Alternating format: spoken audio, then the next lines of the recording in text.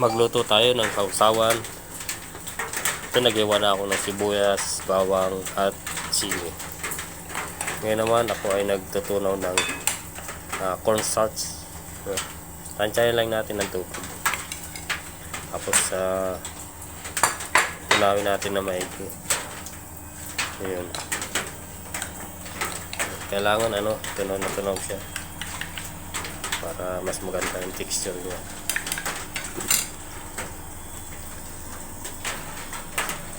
Okay, tapos yan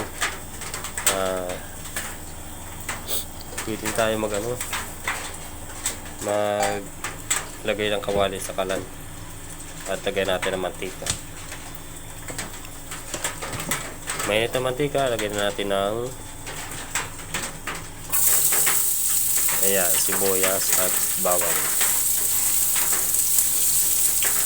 Okay, malinis naman ang kamay ko, nagugas ako.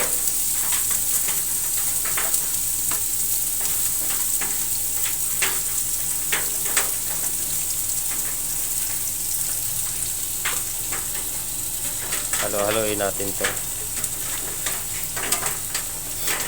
para hindi masyado masunog yung sibuyas at bawang. Kailangan haluin.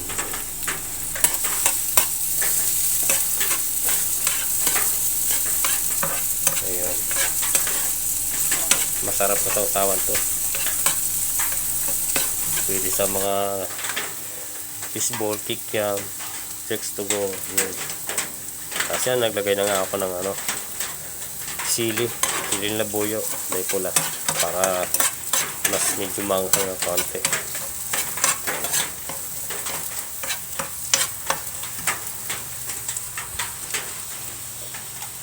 At lalagyan natin to ng isang basong tubig. Tatansyahin lang natin yung dami ng tubig.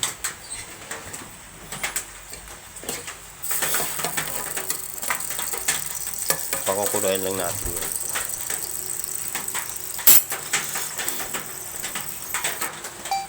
At saka ilalagay natin yung mga mga sangkap. Ilalagay natin ng toyo, 2 kutsarang toyo. Pwedeng dagdagan kung depende sa inyo.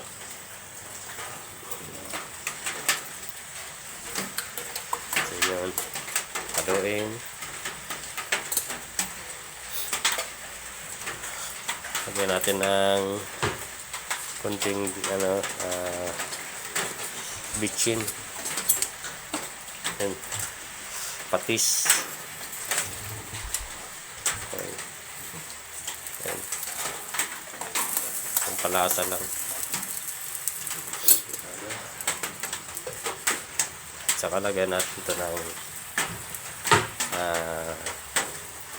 pamintang durog para lasang-lasa siya. Ayan. Saka natin haluin.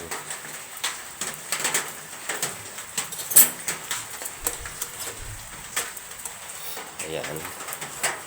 Medyo pakukuloyin lang natin ng konti, tapos halu-haluin natin. Kasi maya pwede natin lagay yung cornstarch. Yung cornstarch pala, lang pala yan, mga kabayan. 2 kutsara lang. Pampalapit siya. Kung wala kayong cornstarch, pwede rin harina.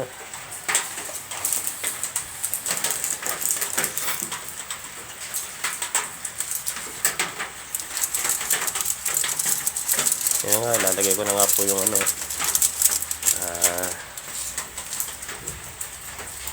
magic sarap.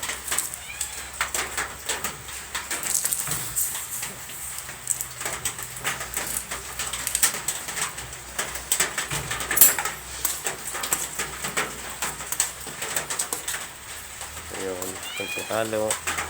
Ayun lang.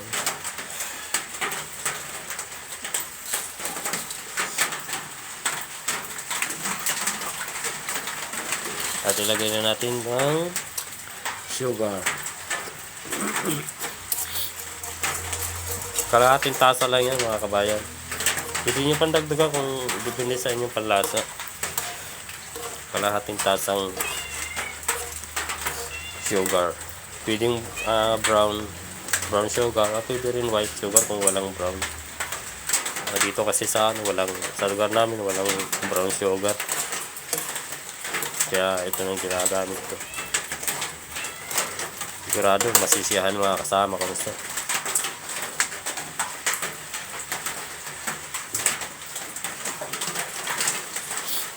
Maya ilalagay na natin yung cornstarch. Waiting lang tayo kung medyo pakuluin natin. Ayan na, lagay na natin. Ayan, kailangan lagi natin to haluin kasi lalapot to. Lalapot siya. Saglit lang ito maluto, mga 2 seconds, 3 seconds, okay na to. Pwede ng saw-sawan ng chokes to go. Parang saksaw to mga kabayan, mapaparami ka ng kain. Ayan, okay na, nakita nyo naman, malapot na, no? Ayan na. At pwede na natin itong ihain. At pwede na rin tayong kumain. Dahil meron tayong masarap na sausawan. Simpleng sausawan lang ito mga kabayan. Madalas ko ginagawa dito sa bansang napuntahan ko. Okay na to kabayan, pwede na natin ihain. Maraming salamat po sa panonood ng aking video, at sana kung mapanood nyo, kung i-follow nyo po sa social media account Kabayan 2025. Maraming salamat po. God bless sa inyo lahat.